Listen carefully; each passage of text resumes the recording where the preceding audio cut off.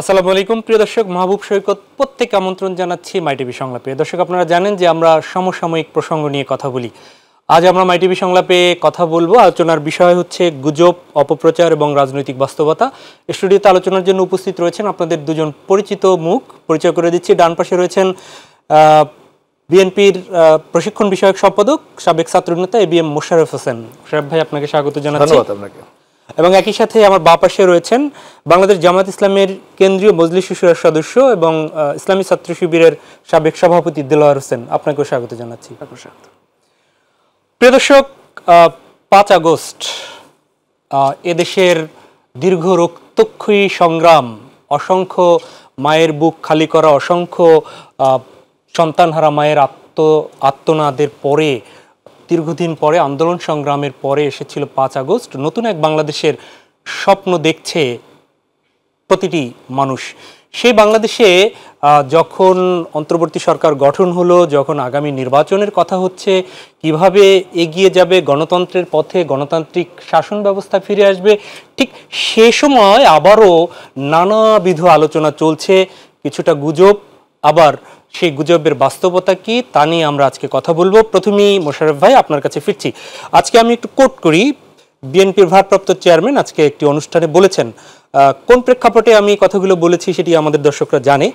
তিনি সেই প্রেক্ষাপট নিয়ে বলেছেন, সেনাবাহিনীকে জনগণের মুখোমুখি দাঁড়া করানোর চেষ্টা করা হচ্ছে, ষড়যন্ত্র মোকাবেলায় সবাইকে ঐক্যবদ্ধ থাকার আহ্বান তারেক রহমানের। আমি প্রথম অংশ থেকে শুরু করছি। সেনাবাহিনীকে জনগণের মুখোমুখি দাঁড়া করানোর চেষ্টা করা হচ্ছে, কারা করছে সেই চেষ্টা? দেশের মধ্যে নাকি বিদেশি শক্তিও আছে? কি সেই স্বার্থ? ধন্যবাদ আপনাকে, ধন্যবাদ আমার সহ আলোচক এবং মাই টিভির দর্শক শ্রোতা যারা আমাদেরকে দেখছেন, সবাইকে আমি শুভেচ্ছা জানাচ্ছি। আপনি যে কথাটি বলেছেন যে 5ই আগস্ট দীর্ঘ সংগ্রামের পর একটা ফ্যাসিস্ট সরকারের আমরা বিদায় দিয়ে একটি গণতন্ত্রের নতুন যাত্রা আমরা শুরু করেছি মাত্র। আমাদের সামনে কিন্তু নানা চ্যালেঞ্জ আছে। এই চ্যালেঞ্জগুলিকে যে গণতন্ত্র উত্তরণের ক্ষেত্রে বিগত ফ্যাসিস্ট হাসিনা সরকার আমাদের গণতান্ত্রিক প্রতিষ্ঠানগুলিকে সব ভেঙে চুরমার করে দিয়েছে। আজকে আমাদের বিচারালয় বলেন, প্রশাসন বলেন, নির্বাচন কমিশন বলেন, সামগ্রিক মানুষের মনোজগতে একটি বিরাট পরিবর্তন করা দিয়ে গেছে। সেটা হলো মানুষের মনের মধ্যে একটা অগণতান্ত্রিক যে একটা চিন্তা চেতনা, সেটা এখনো কিন্তু আপনি সব জায়গায় দেখতে পারবেন যে একটা আইন ভাঙার একটা প্রবণতা মানুষের মধ্যে আছে। এটা কেন? কারণ বিগত 15 বছর শেখ হাসিনার আমলে কোনো আইনের শাসন ছিল, কোনো জবাবদিহিতা ছিল না।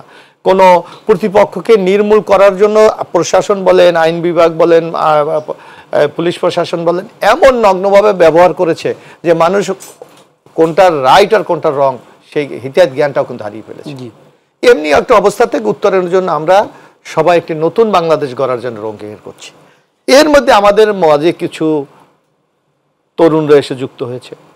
হ্যাঁ, আমরা বলি যে তাদের অভিজ্ঞতা, তাদের দক্ষতা অনেক ঘাটতি রয়েছে, কিন্তু তারা যখন একটা বিপ্লব সংগঠিত করেছে, তাদেরও কিন্তু একটা দায়িত্বশীল ভূমিকা পালন করতে হবে।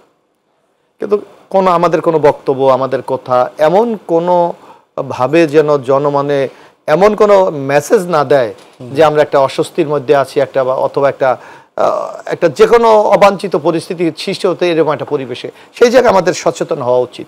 কিন্তু আমরা কিছু রাজনৈতিক দল দেখি এমন কিছু বক্তব্য দেয় যেগুলি আমাদের টোটাল সংগতি নষ্ট করার ক্ষেত্রে অনেকটা ভূমিকা রাখতে পারে বলে আমরা মনে করি। যার জন্য আমাদের ভারপ্রাপ্ত চেয়ারম্যান তারেক রহমান বলেছে আমাদেরকে আরো ঐক্যবদ্ধ হতে হবে, আরো সচেতন হতে হবে, এবং এই ধরনের যারা আমাদের মধ্যে এই অনৈক্য তৈরি করতে চায় তাদেরকে আমরা সম্মিলিতভাবে প্রতিরোধ করতে হবে। যেমন আপনি দেখেন এখন এই ইদানিং একটা ব্যাপার, যে আপনি গুজব যে কথাটা বলছেন, দেখেন আমাদের সেনাবাহিনী আমাদের একটা সম্পদ।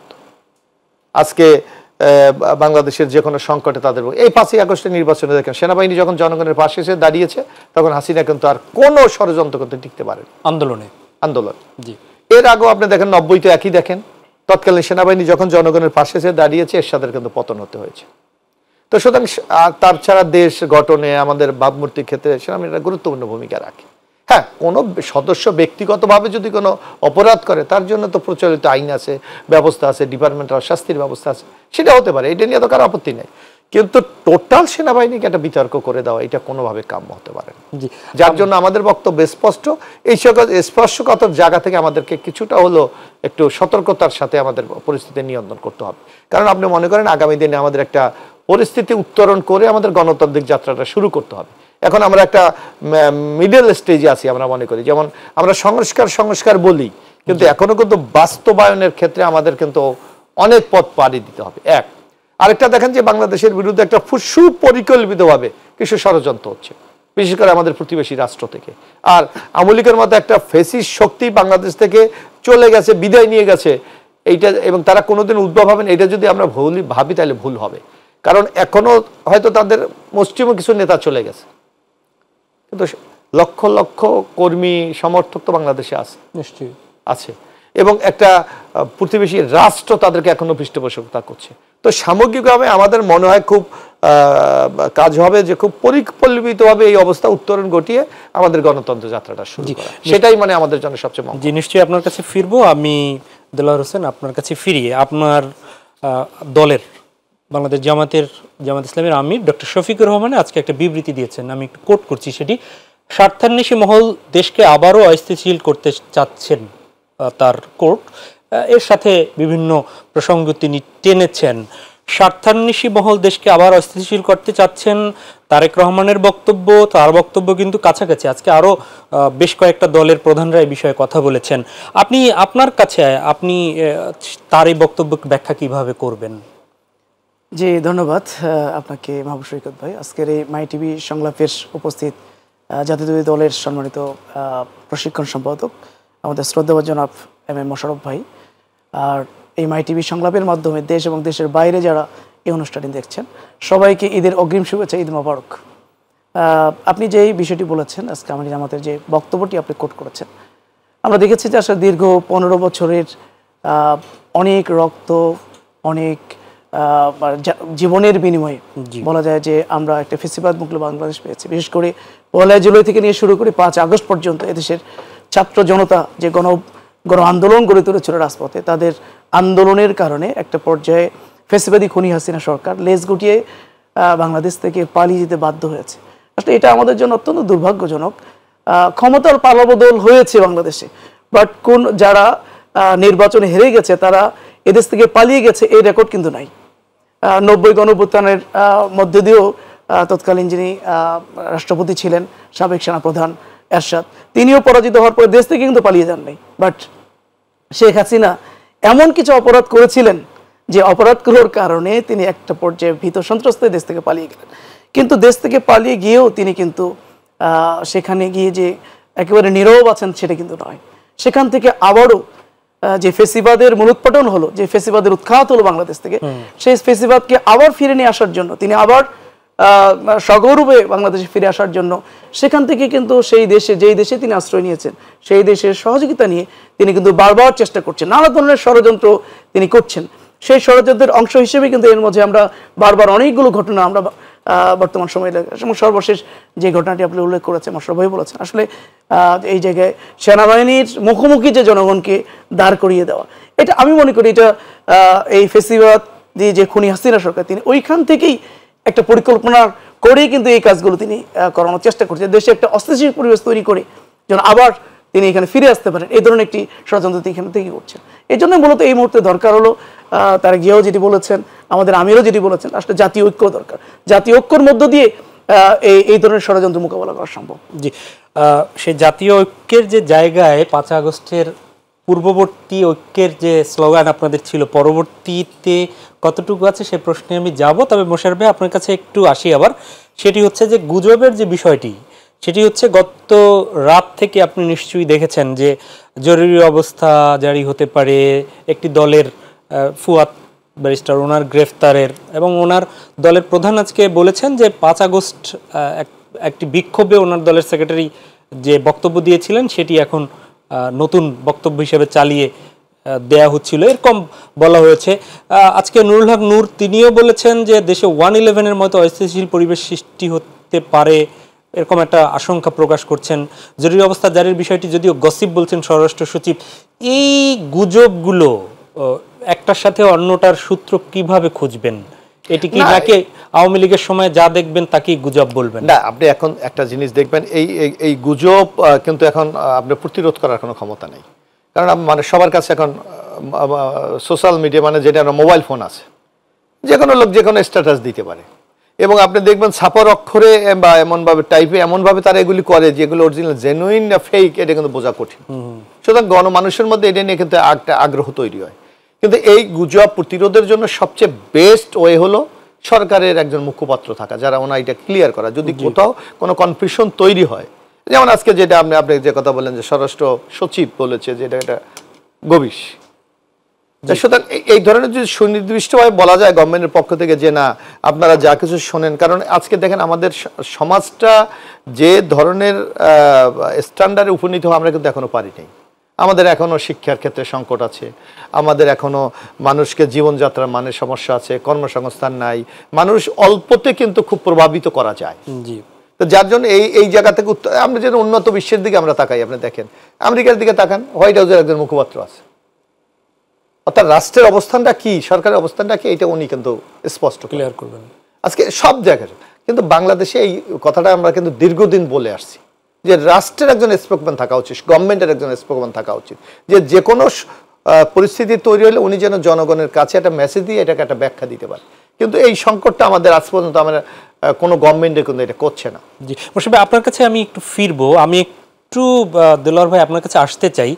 সেটি হচ্ছে 5 আগস্টের আগে ধারণা করা হচ্ছিল যে আপনাদের দলের কিংবা আপনাদের ছাত্র সংগঠন যারা আছেন তাদের ভার্চুয়াল মাধ্যমটা, সোশ্যাল মিডিয়া গ্রুপটা খুব স্ট্রং বলা হতো, কিংবা এই শিক্ষার্থীদেরও যারা আছে ছাত্র দলেরও হয়তোবা।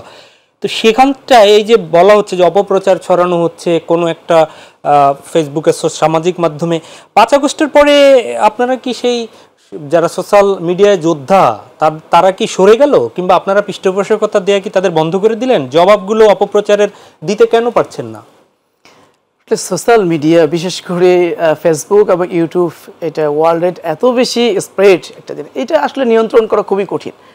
আর এখানে যদি বলি যে ইয়াং জেনারেশন যারা টিনেজার, এরা এইটার দিকে এত বেশি ঝুঁকে গেছে যে আসলে কে কোন জায়গা থেকে কি মন্তব্য করছে এটা ফাইন্ড আউট করা এবং এটা প্রতিরোধ করা, আসলে এটা আমি মনে করি এটা রাষ্ট্রের পক্ষেও অনেক কঠিন। কোনো রাজনৈতিক দলের পক্ষে তো কঠিন, এটা রাষ্ট্রের পক্ষেও কঠিন। তো এখানে শুধুমাত্র নির্দিষ্ট রাজনৈতিক দল বা জামাত ইসলামী বা ছাত্র শিবিরের এই সোশ্যাল মিডিয়া যোদ্ধা আছে আমি মনে করি। এটা ইয়াং জেনারেশন যারা, এটা অলমোস্ট সবাই বলা যায় সোশ্যাল মিডিয়া যোদ্ধা। এবং এই সোশ্যাল মিডিয়ার মাধ্যমে মূলত এই যে 5 আগস্ট যেটা হলো আমাদের গণঅভ্যুত্থানের মধ্য দিয়ে ফ্যাসিবাদের পতন হলো, এটা মনে করি সোশ্যাল মিডিয়ার মাধ্যমে, সোশ্যাল মিডিয়ার যোদ্ধারাই কিন্তু এই আন্দোলনকে এত দূর পর্যন্ত নিয়ে এসেছে। সুতরাং এককভাবে সেই ক্রেডিটটা তাদের না, তার একটা অন্যতম ভূমিকা ছিল। না, তারা উদ্বুদ্ধ করেছে, দেশের জনগণকে উদ্বুদ্ধ করেছে, টিনেজারদেরকে তারা উদ্বুদ্ধ করেছে, বিধায় আমরা সবাই মিলেই এই আন্দোলনের শরিক হয়ে মূলত এই আন্দোলনকে তার পরিণতির দিকে আমরা নিয়ে গেছি। মানে এখন এই অপপ্রচারের জবাবটা আপনারা দলীয়ভাবে কেন দিতে পারছেন না? সেটা বিএনপির জায়গায় হোক কিংবা জামাতের জায়গায় হোক, তারা বলে যাচ্ছে এই যে অপপ্রচার ছড়াচ্ছে, 5 আগস্টের আগে মানে হাসিনা সরকারের মতো শক্তিশালী এরকম যারা দমন নিপীড়ন চালাতো তাদের বিরুদ্ধে দাঁড়িয়েও সত্য কথাটা আসতো, আর এখন মিথ্যার বিপরীতে প্রতিবাদটা বা প্রতিরোধটা সামাজিক মাধ্যমে কেন করতে পারছেন না? এর কোনো সুনির্দিষ্ট আপনার কাছে তথ্য আছে কিনা? আমার মনে হয় আসলে ফেসবুক বা সোশ্যাল মিডিয়াতে যারা লিখছেন অনেক সময় তারা ফেক আইডি দিয়েও লিখছেন। সুতরাং এখানে এই সোশ্যাল মিডিয়ার একটা নিউজ আমি কখনোই এটাকে 100% আস্থায় নেই না বা এটাকে বিশ্বাস করি না যতক্ষণ পর্যন্ত একটা প্রমিনেন্ট মিডিয়া, যেটা প্রিন্ট মিডিয়া বা ইলেকট্রনিক্স মিডিয়া, যতক্ষণ পর্যন্ত একটা নিউজ না আসে ততক্ষণ পর্যন্ত শুধু সোশ্যাল মিডিয়া একটা নিউজ শুনেই আমরা একটা জিনিসের উপর আস্থা আনবো, বিশ্বাস, এটা হতে পারে না। আর এটা প্রতিবাদও দেওয়ার কিছু নেই। যদি যখন সোশ্যাল মিডিয়া মানে প্রিন্ট এবং ইলেকট্রনিক্স মিডিয়া যদি কোনো সংবাদ আসে তখন সুনির্দিষ্টভাবে তার প্রতিবাদ দেওয়া যায়, কিন্তু এটা সোশ্যাল মিডিয়া কে লিখলো, কার বিরুদ্ধে আপনি এটার প্রতিবাদ দিবেন? এটা আসলে জি আমি আসলে ক্লিয়ারলি আমি মোশাররফ ভাই আপনার কাছে আসি। আপনি প্রশিক্ষণ সম্পাদক, সারা দেশের এই যে 31 দফা নিয়ে দৌড়াচ্ছেন, সেখানে এইটাও প্রশিক্ষণের নিশ্চয়ই তথ্য প্রযুক্তি আপনাদের বিভাগ আছে। জি, তাহলে আমার যে প্রশ্নটা জামাত নেতার কাছে ছিল আপনার কাছেও একই রকম জানতে চাই। আপনি একটা জিনিস লক্ষ্য করবেন, এখানে দেলোয়ার সাহেব ঠিকই বলেছে যে আপনি সোশ্যাল মিডিয়াতে উন্মুক্ত। এখানে ধরেন বাংলাদেশের ভিতরে যদি করে, এখানে গভর্নমেন্টের যেই বিটিআরসি আছে তারা হয়তো কিছুটা কন্ট্রোল করতে পারে, কিন্তু এখানে তো সারা ওয়ার্ল্ড ওয়াইজ আপনার ব্যবহার করা যায়। আপনি সাম্প্রতিককালে দেখবেন যে ইন্ডিয়া থেকে কিছু আইডি ব্যবহার হচ্ছে, আপনি হয়তো নিশ্চয়ই দেখেন জি এই যে হেলিকপ্টার রেডি, যে কোনো সময় ডক্টর ইউনূস চলে যাচ্ছে, চিটাগাং চলে যাবে, আপনি দেখেন না?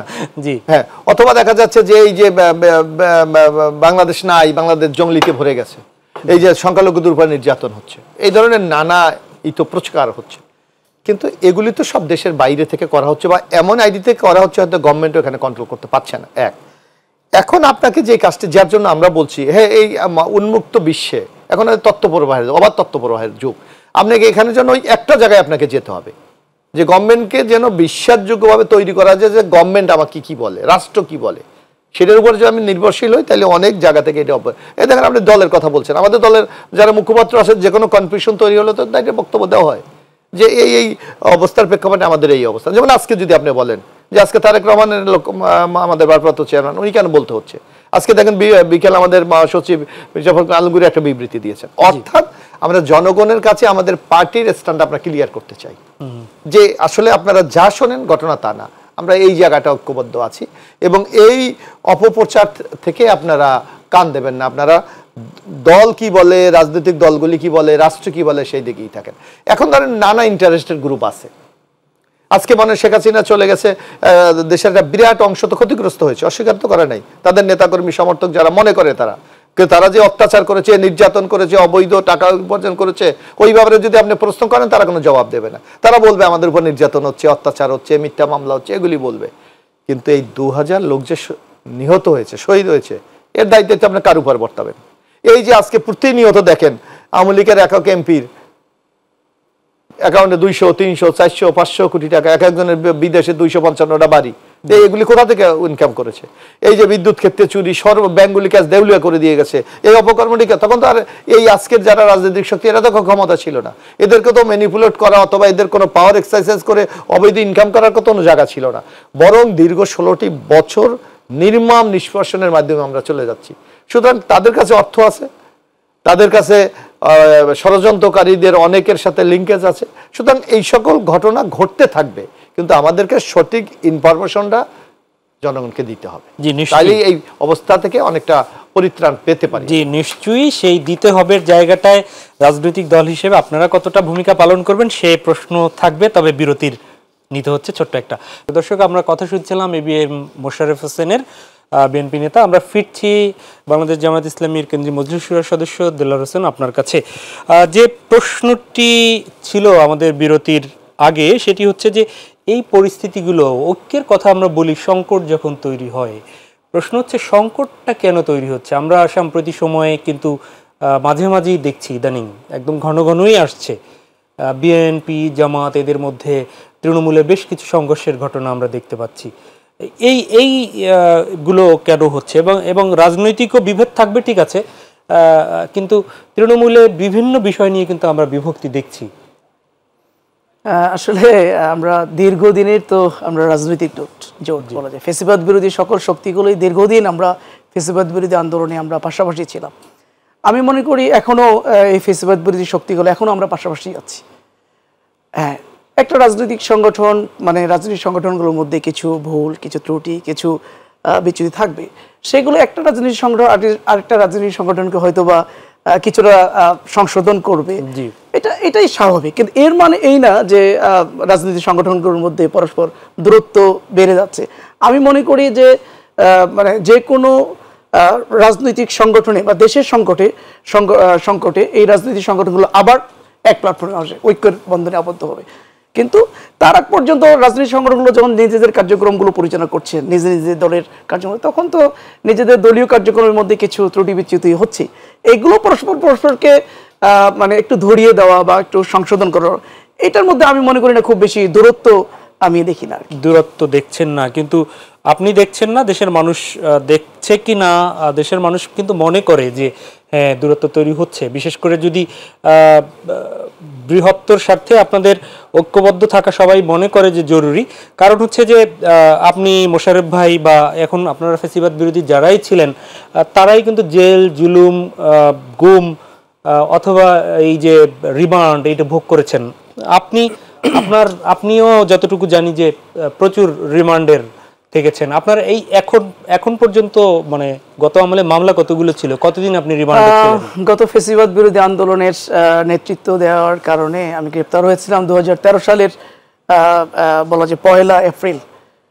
এর গ্রেপ্তারের পরে আমার নামে পরে সারা দেশে, শুধু ঢাকা না, সারা দেশে 200-রও অধিক মামলা আমার নামে দেওয়া হয়েছিল এবং আমাকে একটানা প্রায় 57 দিন রিমান্ড আমাকে নেওয়া হয়েছিল। এবং সেই রিমান্ডে মানে নির্যাতনের এমন কোনো ক্রাইটেরিয়া ছিল না যেটা আমার উপরে প্রয়োগ করা হয় নাই। একটা পর্যায়ে তো আসলে তাদের চিন্তাটাই ছিল হলো একবারেই আমাকে শেষ করে দেওয়া। আচ্ছা। আল্লাহ রাব্বুল আলামিন সেখান থেকে আমাকে মুক্ত করে নিয়ে এসেছেন। প্রায় আমি 4.5 বছর একটানা জেলখানায় ছিলাম, একবারে 2013 থেকে 2017 সালের শেষ পর্যন্ত। 2017 সালে আমি জামিন পেয়ে মুক্ত হওয়ার পরেও কিন্তু আমাকে আবার একটা গোয়েন্দা সংস্থা বা একটা টিম আমাকে উঠিয়ে নিয়ে গেছিল অনেক রাতে, তখন একটা জায়গা আমাকে ছেড়ে দিয়েছে। সব মিলিয়ে বলা যায় যে গত ফেসিবাদ বিরোধী আন্দোলনে সকল রাজনৈতিক সংগঠনগুলো নেতা কর্মীদের উপরে জুলুম নির্যাতনের স্টিম রোলার গেছে। মানে আপনি কি তখন ভাবতে পেরেছিলেন যে এরকম সুদিন আপনি দেখবেন, কিংবা আপনি মানে জীবিত আপনি পৃথিবীতে বিচরণ করতে পারবেন? আমি অবশ্যই প্রত্যেকটা রাজনৈতিক দলের নেতা কর্মীদের একটা তো আশা থাকে যে ইনশাআল্লাহ আমার জীবনের বিনিময় হলো, আমার কষ্টের বিনিময় হলো বাংলাদেশের মানুষ একটা সুদিন দেখবে ইনশাআল্লাহ। এই প্রত্যাশা নিয়েই তো আমরা সেই সময় রাজপথে আন্দোলন করেছি।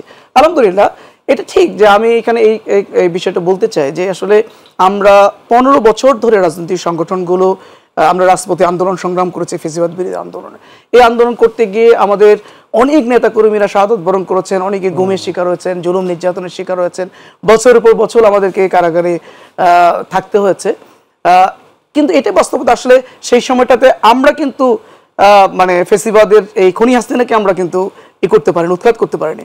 একটা পর্যায়ে যাক এদেশের ছাত্ররা অতীতে ধারাবাহিকতা বা অন্যর মতো করে 69-এর মতো করে স্বৈরাচার বিরোধী আন্দোলনের মতো করে ছাত্ররা যখন এই আন্দোলন শুরু করলো এবং ছাত্রদের এই দাবির কারণে দেখা যায় দেশের আপামর জনতা কিন্তু ছাত্রদের সাথে একমত হয়ে গেল এবং রাজনৈতিক সংগঠনগুলো এটার সাথে যুক্ত হয়ে ছাত্রদের ব্যানার দিয়ে আমরা কিন্তু সেই সময় রাজপথে, আমি নিজেও একবারে টানা 15 দিন ছাত্রদের এই মুভমেন্টে একবার সরাসরি আমি রাজপথে ছিলাম। শাহবাগে আমার 3 দিন, 5ই আগস্ট একবার অভ্যুত্থান পর্যন্ত একটানা আমার সেখানে অবস্থান ছিল। এবং সেই সময় আমরা কি ভূমিকা রেখেছিলাম, বর্তমান সময়ে যারা ছাত্রদের লিডার, যারা আজকে মানে নতুন রাজনৈতিক সংগঠন করেছেন বা দেশ পরিচালনার উপদেশে, তারাও জানেন আমরা কি ভূমিকা রেখেছি সেই সময়। তো এটা করেছিলাম দেশের জন্য, আমরা কোনো আমাদের নিজস্ব ক্রেডিট নেওয়ার জন্য আমরা এই কাজটা করি নাই, ব্যক্তি ক্রেডিট বা দলীয় ক্রেডিট নেওয়ার জন্য করি নাই। এটা পুরোটাই করেছিলাম যে দেশকে ফেসিবাদ মুক্ত করতে হবে। এই দেশকে ফেসিবাদ মুক্ত করতে গেলে অবশ্যই সকল রাজনৈতিক সংগঠনগুলোকে যদি এক প্ল্যাটফর্মে, আমাদের এই এক প্ল্যাটফর্মে আসার জন্য এইটা একটা বড় প্ল্যাটফর্ম ছিল বৈষম্যবিরোধী ছাত্র আন্দোলন। নিশ্চয়ই সেই এত কষ্ট করলে, জেল জুলুম খাটলেন, সেই জায়গায় মোশাররফ ভাই এসে বাংলাদেশের মানুষ পরিবর্তিত যে পরিস্থিতি, সেই পরিস্থিতিতে আপনিও অনেকগুলো মামলার জেল খেটেছেন মামলা, এবং বিএনপির এমন কোনো নেতাকর্মীও ছিল না, জামাতের সাথে যে আপনারা যারাই ফ্যাসিবাদ বিরোধী আন্দোলনে ছিলেন, সেই প্রেক্ষাপটে এসে আসলে এই যে সব দলের প্রধানরা আপনারাও বলেন যে ঐক্যবদ্ধ থাকার কথা, সেই ঐক্যের জায়গাটা বিনষ্ট কেন হয় আপনাদের? এটি কি কেবল পলিটিক্যাল বক্তব্যে মানে অনেককে থাকে, নাকি আসলে ভিতরে ভিতরে আপনার ঐক্য আছেন? না, আপনাকে এই যে এটা মানে আপনার যে কোনো জিনিসে কিন্তু নেতাকর্মীদেরকে সতর্ক করা যে কোনো রাজনৈতিক দলের একটা দায়িত্ব, কিন্তু জি যে কোনো পরিস্থিতি হবে না। আপনি কি মনে করেন রাজনৈতিক দলগুলি ঐক্যবদ্ধ যদি না হয়, তাহলে এখন তো বাংলাদেশের ইতিহাসে আপনি যদি দেখেন সবচেয়ে দুর্বল একটা গভর্নমেন্ট, কারণ যে গভর্নমেন্টের কোনো নাই, মানে সহযোগিতা করার মতো কোনো হ্যান্ডস নাই, কারণ তারা মাত্র একটা ইন্টেরিয়াম গভর্নমেন্ট, তার নাই কোনো সংগঠন, নাই কোনো জনসমর্থন, নাই কিছু। সমর্থনটা কারা? রাজনৈতিক দল। তো এই রাজনৈতিক দল ঐক্যবদ্ধ আছে বলেই তো এই সরকারটা আজকে রান করছে। আমরা দেখেন যেখানে সংকট তৈরি হচ্ছে রাজনীতিগুলো ঝাঁপিয়ে পড়ছে। আপনাকে 2-1টা ঘটনা দেখলে আপনি ঐক্যর নমুনাটা আপনি বুঝতে পারবেন। আপনার মনে আছে একদিন হঠাৎ ঘোষণা দিল, এটা মনে হয় 1-1.5 মাস পর, যে আওয়ামী লীগ মাঠে দখল করবে। জি, সকল রাজনৈতিক দলগুলো কিন্তু মাঠে দাঁড়িয়েছে। এটাকে কি আপনি ঐক্য বলবেন না? আবার যখন দেখবেন ভারতের থেকে নানা ধরনের হুমকি, অপপ্রচার, যখন মাননীয় প্রধান উপদেষ্টা আমাদেরকে আহ্বান জানিয়েছে, সকল রাজনৈতিক দলগুলি কিন্তু সেখানে গিয়ে প্রধান উপদেষ্টার সাথে সংগতি জানিয়েছে। তারপর সবচেয়ে বড় আলোচিত বিষয় এখন দেখেন সংস্কার। সংস্কারগুলো কিন্তু সবাই চায়, বাংলাদেশ জাতীয়তাবাদী দল চায়, জামাত ইসলাম চায়, অন্যান্য দলগুলি চায়। লক্ষ্যটা কি? লক্ষ্যটা হলো যে আগামী দিনে একটি, যেটা আমাদের স্বাধীনতার মূল স্পিরিট, গণতন্ত্র, সাম্য, মানবিক মর্যাদা, সামাজিক, এই আদর্শের আলোকে আমরা একটা গণমানুষের বাংলাদেশ তৈরি করব। তার জন্য দেখেন সকল রাজনৈতিক দলের পক্ষ থেকে যেই প্রস্তাবনাগুলো দেওয়া হয়েছে, সেটা আপনি যদি একটু নির্মোহভাবে বিশ্লেষণ করেন, এখানে কি দল কি তার নিজের স্বার্থকে প্রাধান্য দিয়েছে না জনগণের স্বার্থকে এখানে প্রাধান্য? যেমন আপনি একটা যদি উদাহরণ আমি দিই, আপনি দেখেন আমাদের বিএনপির পক্ষ থেকে 31 দফা যা বলা হয়েছে, আপনি দেখবেন বলা হয়েছে যদি আগামী নির্বাচনে জনগণ যদি বিএনপিকে এককভাবেও নির্বাচিত করে, আমরা দলীয় সরকার করব না, আমরা একটা ন্যাশনাল গভর্নমেন্ট করব। এটা কি আপনি একটা পরিবর্তন, ঐক্যের একটা দাগ মনে করেন না? তারপর দেখবেন বাংলাদেশে আমরা দেখেছি যে সবচেয়ে বড় সংকট তৈরি হয়েছে নির্বাচন ব্যবস্থা নিয়ে, যে একটা দলীয় সরকারের অধীনে কখনো অবাধ, সুস্থ, নিরপেক্ষ নির্বাচন না। আপনি দেখেন বাংলাদেশে অল পার্টি ইউনাইটেড, যে আমরা একটা নির্দলীয় তত্ত্বাবধায়ক বলেন, অন্তর্বর্তীকালীন সরকার বলেন, নিরপেক্ষ সরকার বলেন, আগামী সকল নির্বাচন এই সরকারের অধীনে হবে। তো এটাকে আপনি কি জাতীয় ঐক্য হিসাবে দেখবেন না? নিশ্চয়ই। আর্টিকেল 70, আপনি আর্টিকেল 70-তে আপনি যদি জানতেন, বলছে আর্টিকেল 70 কারণে সংসদে এফেক্টিভ হতে পারছে না। এটা দলের প্রধান বা দল যার ডিসিশন দেয় সেটাই বাস্তবায়ন করে। স্পষ্ট ভাষা বলা হয়েছে সংসদকে কার্যকর করার জন্য 4টি বিষয় ছাড়া যে কোনো বিষয়ে আর্টিকেল 7 কোনো প্রযোজ্য হবে কি? আপনার আস্থা ভোট, অর্থাৎ গভর্নমেন্টটা তৈরি হলে গভর্নমেন্ট যেন ফল্ট না করে, 1। 2 নম্বরে জাতীয় বাজেট, আপনার দেশের সিকিউরিটি। তো এই সকল ক্ষেত্রে এগুলো সবগুলো ঐক্যমতেরই আপনার দৃষ্টান্ত। তাহলে আপনি ঐক্য নাই এটাকে বলেন কিভাবে? হ্যাঁ, এটা হলো আমাদের নেতাকর্মীদের সতর্ক করে দেওয়া। তারা মনে করছে ফেসিস্ট চলে গেছে, আমরা মনে হয় স্বাধীন না, এখনো ষড়যন্ত্র হচ্ছে। আপনি দেখেন, আমি একটা উদাহরণ দেই, যে এই আজকে আমাদের কোনো পার্শ্ববর্তী দেশ থেকে বলা হচ্ছে এখানে সংখ্যালঘুদের উপর ব্যাপক নির্যাতন চলা হচ্ছে, বলা হচ্ছে। আপনি তো নিজে গণমাধ্যমের লোক, আপনি বলেন তো এইরকম বাংলাদেশে মানে দৃষ্টান্তমূলক এমন কিছু হয়েছে কিনা যে যেখানে পরিকল্পিতভাবে কোনো দলের পৃষ্ঠপোষকতায় অথবা রাষ্ট্রের পৃষ্ঠপোষকতায় কোথায় নির্যাতন করা হয়েছে? হ্যাঁ, ইন্ডিভিজুয়াল 2-1টি ঘটনা যে ঘটে না এটা আমরা অস্বীকার করি না, কিন্তু পার্সোনাল মানে ইন্টিগ্রেটা বলে তো একটা কথা আছে। আমার উপর কেউ নির্যাতন করেছে, আপনি সাতক্ষীরা যান, যেখানে দোতলা বিল্ডিং ছিল, চুরমার করে সেখানে পুকুর কেটে দিয়েছে, ওই লোকটা কি করবে? দীর্ঘ 17 বছর বাড়ি থাকতে পারে নাই, তার তো পার্সোনাল ক্লাস থাকতে পারে, কারণ আমরা তো মানুষ, আমাদের আবেগ, অনুভূতি, স্পর্শ আমাদের আছে। কিন্তু আমরা দেখেন যে রাজনৈতিক দলগুলি কতটুকু নিয়ন্ত্রণ করছে, it is the important. Mosharraf ভাই, সেখানেই আমি একটু আসি, খুব ছোট্ট করে সেই উত্তরটা চাই। সেখানে এই কথার সূত্র ধরে কিংবা এইভাবে অনেকে কিন্তু মব তৈরি করছে, অনেকে কিন্তু কারা করছে? মব করা হচ্ছে যাতে এই যে অনেক জায়গায় আমরা তো এই লাইব্রেরি তো মব আমরা নেব না, আমরা বারবার বলছি মব জাস্টিস বন্ধ করেন, এই লাইব্রেরি সরকারকে নিতে হবে। অনেক ক্ষেত্রে সরকার উদাসীন। আমি যদি এখন গিয়ে একটা আন্দোলন করে রাস্তা বন্ধ করে দিই, আপনি আমার দাবি মেনে নেবেন, কিন্তু এটা কতটুকু জাস্টিফাই আছে, কতটুকু এটার বাস্তবতা আছে, সেটা তো আপনাকে দেখতে হবে। আপনি তৃণমূলের নেতা, আপনি দেখেছেন যে অনেককে এই আখ্যা দিয়ে, ফাঁসিবাদের লোক ঠোক আখ্যা দিয়ে তৃণমূলের অনেকে মামলা টামলায় আবার জর্জরিত করে ফেলানো হচ্ছে। না না, এক্ষেত্রে অনেকে বিভিন্ন বড় বড় পার্টির শেল্টারও নিচ্ছে, সেক্ষেত্রে একটা গ্রুপ নির্যাতিত হচ্ছে। এই সংখ্যা আপনি দেখবেন, আমার কাছে মনে হচ্ছে খুবই কম। ইতিমধ্যে আপনারা দেখবেন আমাদের বিএনপির পক্ষ থেকে যদি কেউ অপরাধ করে, কেউ যদি আইন তুলে নেয়, সংগঠনের ইতিমধ্যে আমরা 2000 মতো লোকের শাস্তিমূলক ব্যবস্থা নিয়েছি, কমিটি ভেঙে দিয়েছি, অব্যাহতি দেওয়া হয়েছে। এইটাকে আপনার দলের স্ট্যান্ড বলবেন না? বরং দল জিরো টলারেন্স নীতিতে বিশ্বাস করেছে। আমার মনে হয় এই জায়গাটা কেউ বাহাবা দিচ্ছে না। তাহলে আজকে ডক্টর ইউনূসের মতো একটি দল, যার কোনো সংগঠন নাই, কিছু নাই, only depend on administration, police, আর তাহলে দেশটা এত সুন্দরভাবে চলছে কেন? এই ভাবাটা কি আপনারা দিচ্ছেন একবারও? It is the goes to credit for political party. না, আমরা এই সেট থেকে ভাবা দিচ্ছি, কারণ হচ্ছে যে আমরা দেখেছি 5 আগস্টের পরে যখনই বড় ধরনের সামনে গণমাধ্যমে এসছে, আপনাদের ভারপ্রাপ্ত চেয়ারম্যান সাথে সাথে ব্যবস্থা নিয়েছে, আমরা অন্ততপক্ষে সেই বাহবা দিচ্ছি। আমি দেলোয়ার ভাই আপনার কাছে ফিরি, সেটি হচ্ছে যে তৃণমূলের নেতা মোশাররফ ভাইও ঢাকার কয়েকদিন অবস্থান করে তৃণমূলে চলে যান, আপনিও আপনার এলাকায় চলে যাচ্ছেন। তো সেখানে তৃণমূলের আসলে বাস্তবতাটা কি? সেই জায়গাটায় কি সৌহার্দ্য রক্ষা হচ্ছে আসলে? আর সেখানে তো বড় বড় নেতা আওয়ামী লীগের পালিয়ে গেলেও লোকাল তো আওয়ামী লীগাররা আছে, তাদের আসলে তাদের অবস্থানটা কি? তারা কোন দলে ভিড়ছে, আপনাদের নাকি বিএনপির সাথে? আসলে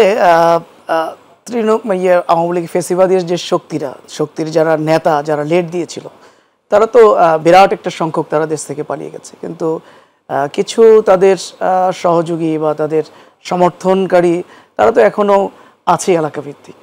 তো এই জায়গাটাতে আমরাও মনে করি যে যারা দীর্ঘ 15 বছরে যারা দেশের মানুষের উপরে জুলুমতন্ত্র প্রতিষ্ঠিত করলো, যারা অসংখ্য মানুষকে হত্যা করলো, যারা মানুষের রক্ত নিয়ে হোলি খেলা খেললো, আসলে তাদেরকে ছাড় দেওয়ার কোনো সুযোগ নেই।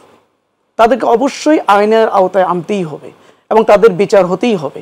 বিশেষ করে আমার খুব কষ্ট লাগে, এখনো আমি খুব কষ্ট পাই যে বিগত 1 জুলাই থেকে নিয়ে 5 আগস্ট পর্যন্ত আওয়ামী লীগ সর্বশেষ যে হত্যাযজ্ঞটা সংগঠিত করলো বাংলাদেশে, কতগুলো 2000-এর উপরে মানুষ এখানে নির্মম হত্যাকাণ্ডের শিকার হলো।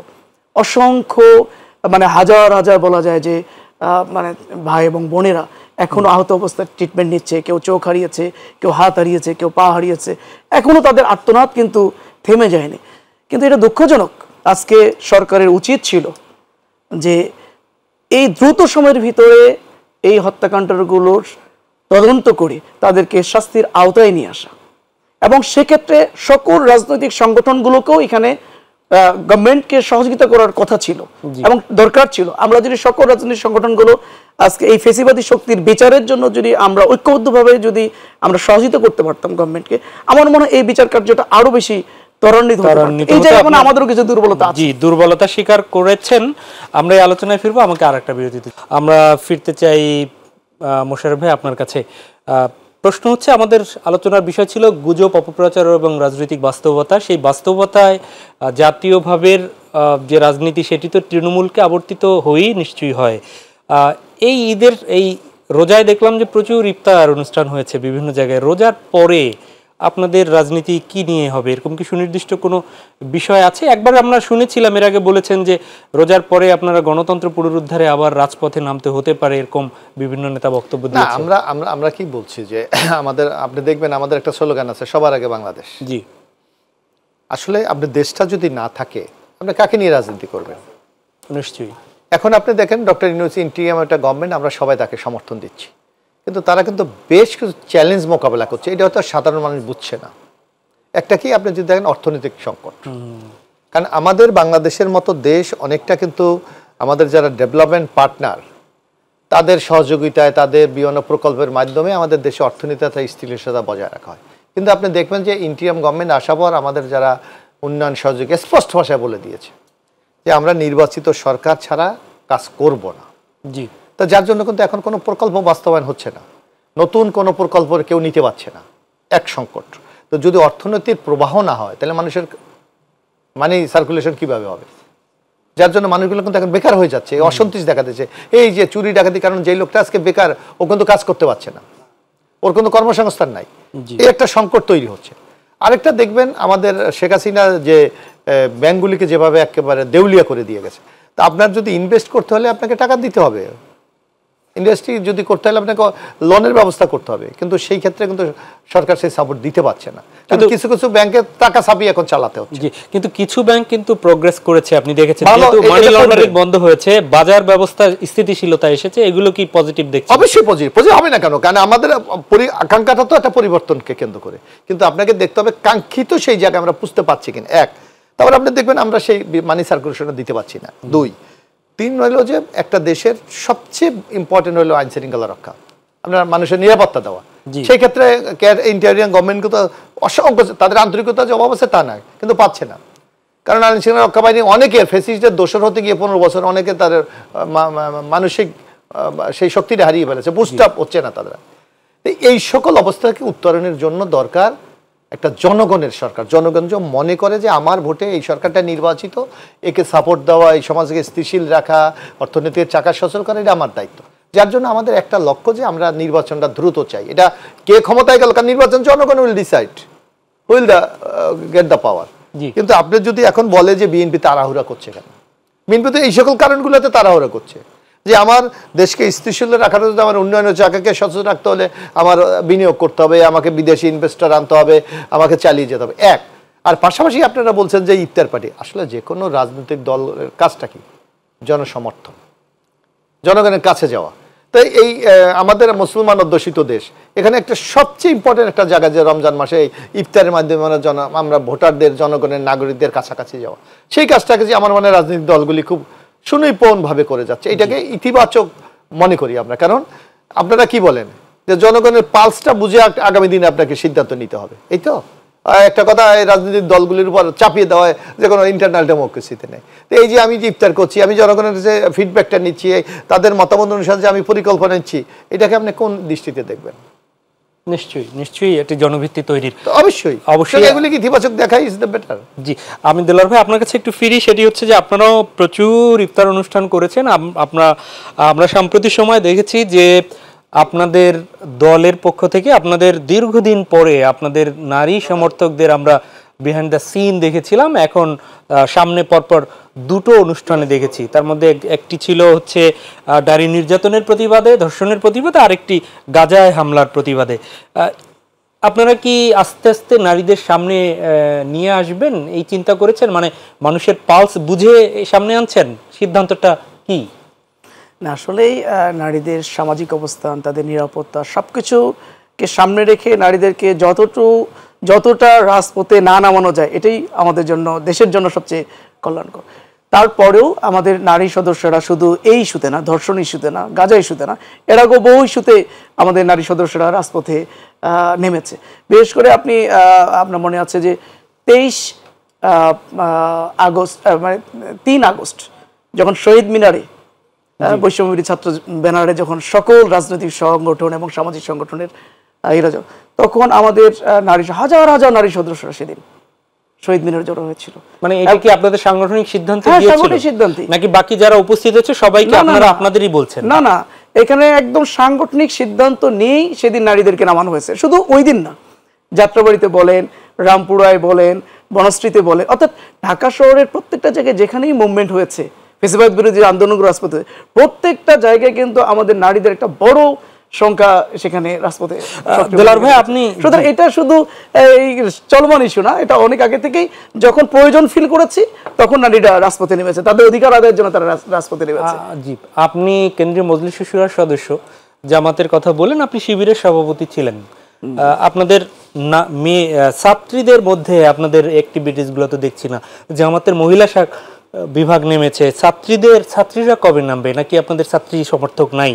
আসলে ছাত্রী সংগঠনটা টোটালি এটা ডিফারেন্ট, মানে আলাদা সংগঠন, সেপারেট একটা সংগঠন। ওদের সম্পর্কে মানে আমরা ছাত্র সংগঠন হিসেবে খুব বেশি আমরা তাদের সম্পর্কে জানারও চেষ্টা করি না, বা তাদের সাথে আমাদের রিলেশনটা এতটা আমরা রাখার চেষ্টা করি। এটা তারা তাদের মতো করেই তাদের সাংগঠনিক কার্যক্রমগুলো পরিচালনা করে, সেক্ষেত্রে মহিলাদের সাথে সমন্বয় করে তারা কাজ করে। জি, আপনি ছাত্র সংগঠন করেছেন, এরপরে আপনি সরাসরি মূল সংগঠন করলেন। আপনাদের যুব সংগঠন কি নেই, না মানে প্রয়োজন বোধ করছেন না? কেন নেই? না, সব রাজনৈতিক দলই তো যুব সংগঠন আছে। না, আসলে এখানে আলাদা করে হয়তো যুব স্তর নেই, বাট আমাদের যুব সংগঠন আছে, যুব বিভাগ আছে। আমাদের বাংলাদেশের প্রত্যেকটা জায়গায় কিন্তু আমাদের যুব বিভাগ আছে, এবং এটা খুবই শক্তিশালী। এটা ঢাকা, বিশেষ করে 2 মহানগরীতে আলহামদুলিল্লাহ যুব বিভাগ অনেক শক্তি, এবং এই যুব বিভাগের উদ্যোগে আমরা যুবকদের সংগঠিত করে নানা ধরনের আপনারা যুব দল যেভাবে আছে ওইভাবে তো আপনাদের কিছু সাংগঠনিক স্ট্রাকচারে নেই, বাট আমাদের যুব বিভাগ আলাদা আছে যুবকদের নিয়ে কাজ করার জন্য। এটা সবসময় মাঠে সক্রিয় থাকেন। আমরা মানে আপনারা এটা নামে করছেন না কেন? এর পেছনে কি কোনো যৌক্তিক কারণ আছে? না, তেমন কোনো যৌক্তিক কারণ নেই। আমরা যেহেতু কাজ হয়ে যাচ্ছে, জি, আমাদের যুবকদেরকে সংগঠিত করা, যুবকদেরকে মানে দেশের প্রয়োজনে তাদেরকে মাঠে নামানো, এটা কাজটা যেহেতু আমাদের যুব বিভাগের মাধ্যমে হয়ে যাচ্ছে, হয়তো কোন একটা সময় হয়তো কখনো চিন্তা করলে এটা আসতে পারে। ছোট্ট করে উত্তর চাচ্ছি, ঈদের পরে আপনারা কি কর্মসূচি দিবেন? ইফতারের কর্মসূচির পরে এরপরে কি কর্মসূচি আপনাদের? আমার মনে হয় যে এখন আমাদের কাছে যেটা মানে একেবারেই বার্নিং ইস্যু, যে আসলে দেশকে নিয়ে অনেক ষড়যন্ত্র চলছে চতুর্দিক থেকে, দেশের ভিতরে এবং বাহিরে। এই অবস্থায় আমাদের জাতীয় ঐক্য তৈরির জন্য, মানে ফেসিবাদ বিরোধী সকল সামাজিক রাজনৈতিক সংগঠনগুলো আমার জনতাকে সাথে নিয়ে একটা রাজনৈতিক ঐক্য গড়ে তোলার জন্য এটা ভূমিকা রাখাটা খুবই জরুরি, 1 নম্বর। 2 নম্বর হলো যে এই যে এত রক্তের হোলি খেলা হলো, এত জীবন গেল, এখন পর্যন্ত সেই মামলাগুলোর বিচারে দৃশ্যমান কোনো অগ্রগতি হয়নি। দ্রুত সময়ের ভিতরে কারণ শহীদদের যে আর্তনাদ এখন শহীদদের ফ্যামিলিগুলো, তারা দ্রুত সময়ে তাদের মানে যে সম্পদ হারিয়ে ফেলেছে এটার জন্য তারা একটা বিচার চায়, দেখতে চায়। এটার জন্য মানে তাদের বিচার কার্যক্রম ত্বরান্বিত করার জন্য আমাদের ভূমিকা রাখা দরকার। 3 নম্বর হলো আওয়ামী লীগ একটা ফেসিবাদী দল, কোনোভাবে আওয়ামী লীগ যেন আর পুনর্বাসিত না হতে পারে এজন্য বিচারিক প্রক্রিয়ার মধ্য দিয়ে তাদের অবিলম্বে তাদের নিবন্ধন সহ তাদের রাজনৈতিক করার অধিকার ক্ষুণ্ণ করতে হবে, তাদের নিষিদ্ধ করতে হবে। অনেক ধন্যবাদ। আমি একদমই 1 মিনিটে উত্তর চাই মোশাররফ ভাই, সেটি হচ্ছে যে জাতীয় ঐক্যের কথা শুনছি, কিন্তু আপনাদের তো দলের ঐক্যের প্রতীক নিশ্চয়ই খালেদা জিয়া, তারেক রহমান দেশ চালাচ্ছেন, সেই ঐক্যের প্রতীক যারা, তারা কবে ফিরবেন? না, এখন দেখেন আমাদের নেত্রী বেগম খালেদা জিয়া লন্ডনে চিকিৎসাধীন আছে, এবং আমরা যতটুকু শুনেছি ডাক্তার তার ট্রিটমেন্ট হচ্ছে। ডাক্তার বলছে যদি ঈদের পর যদি ডাক্তার তাকে অনুমতি দেয় তো অবশ্যই ফিরবেন। আর আমাদের নেতা জনাব তারেক রহমানের বিরুদ্ধে আপনারা জানেন গত সরকার নানা ধরনের মামলা তার বিরুদ্ধে, মামলা তো শেষ, মামলা ইতিমধ্যে আমরা শেষ করেছি, ইতিমধ্যে আইনের প্রক্রিয়া, আমরা কিন্তু কোনো অ্যাডভান্টেজ পাইনি। একদিকে এই সরকার বলছে যে ফ্যাসিস্ট হাসিনা মিথ্যা বানোয়ার আজগবি মামলা দিয়েছে, অথচ আমরা প্রত্যাশা করেছিলাম যে এই সরকার সেই মামলাগুলি প্রত্যাহার করবে, কিন্তু আপনি দেখবেন যে আইনের লড়াইয়ের মাধ্যমে আমরা সেখান থেকে আমাদের নেতাকে আমরা খালাস করতে আমরা পেরেছি।